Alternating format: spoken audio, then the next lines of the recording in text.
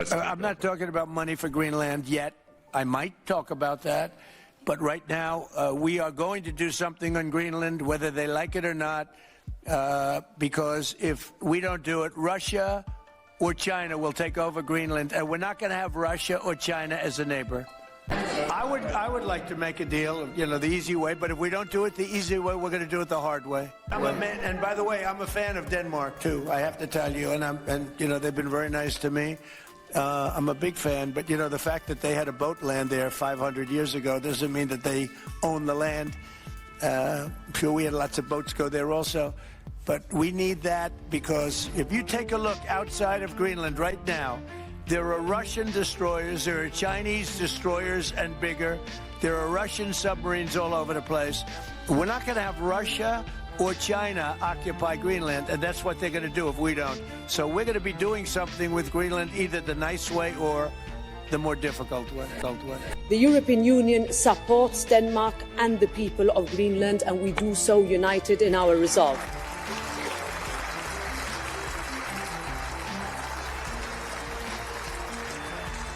The measures threatened over the weekend by the United States administration will not help improve security in the Arctic. In fact, they risk the opposite.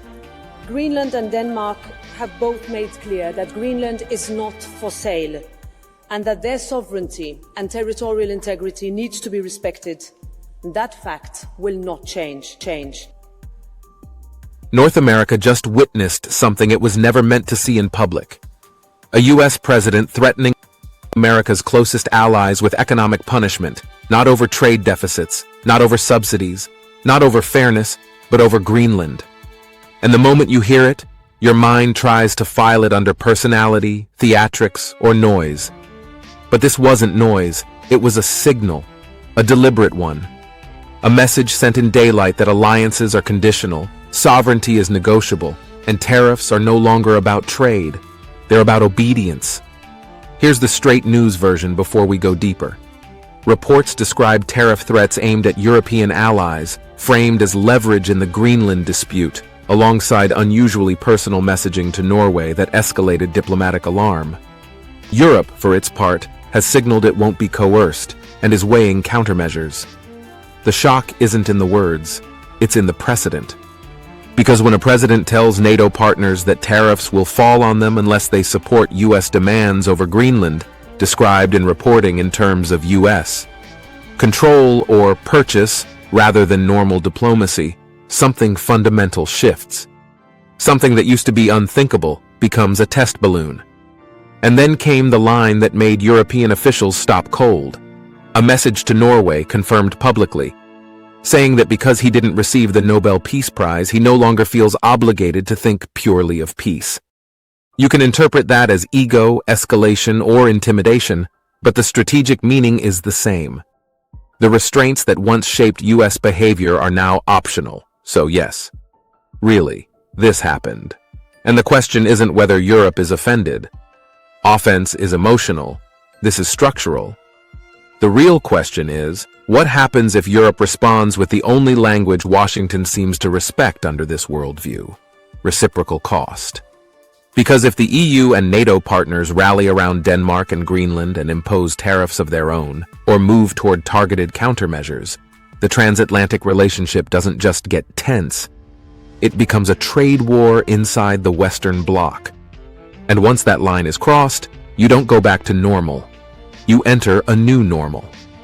What we're watching is the quiet return of spheres of influence, but with 21st century tools. In the past, power announced itself with flags, fleets, and borders. Today, it announces itself with tariffs, sanctions, procurement bans, and access control.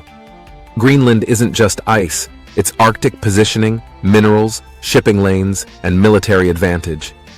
When Greenland becomes a bargaining chip, it's not about land. It's about who writes the rules of the next strategic frontier. And when tariffs become the enforcement mechanism, it's not about trade. It's about hierarchy. Europe now faces a dilemma with no clean exit. If it gives in, it validates a precedent that economic coercion works inside NATO. If it resists, it risks turning an alliance dispute into a commercial rupture. So Europe's choices fall into three escalating paths. Symbolic retaliation, with targeted tariffs on politically sensitive U.S. exports. Broader retaliation, with wider tariff coverage and regulatory friction. Or systemic retaliation, the long game, where Europe quietly reduces reliance on the U.S. and builds strategic alternatives. That third path doesn't make headlines. It makes history. Because once allies start planning for a world where the U.S. is unpredictable, the alliance stops being a guarantee and becomes a calculation. If Europe retaliates, the U.S. gets hit in waves. First, export pain. Europe is one of America's richest markets, and tariffs hit U.S. exporters first, especially in agriculture, autos, and machinery. Then comes uncertainty. Markets can survive tariffs. They struggle with unpredictability. And unpredictability is now part of the governing philosophy. Then comes alliance erosion. Once allies see U.S. threats as a variable risk, they start building redundancy. More internal EU autonomy. More alternative suppliers. More strategic hedging, not because Europe loves China or Russia, but because Europe loves leverage. And leverage comes from options. Now here's the part almost nobody is talking about. In the middle of this US-EU collision, Canada quietly stands to gain, not loudly, not triumphantly, but structurally. When two giants tariff each other, buyers look for substitutes. Europe looks for non-US suppliers. The US looks for non-EU inputs. Canada becomes the stable, high-trust alternative. Trade diversion isn't glamorous, but it's profitable. And it's predictable. Investment diversion follows the same logic. European firms worried about U.S. retaliation can expand in Canada. U.S. firms worried about EU retaliation can route operations through Canada where possible. Capital flows toward stability, and Canada is the calmest point in the storm. And in geopolitics, calm is currency. Then there's USMCA. If Washington is preoccupied fighting Europe, its political capital drains fast. A distracted superpower is a softer negotiator. Canada gains room to push back on auto rules, dairy disputes, digital regulations, and energy alignment. Canada doesn't need to win a confrontation. It just needs the US to be busy elsewhere.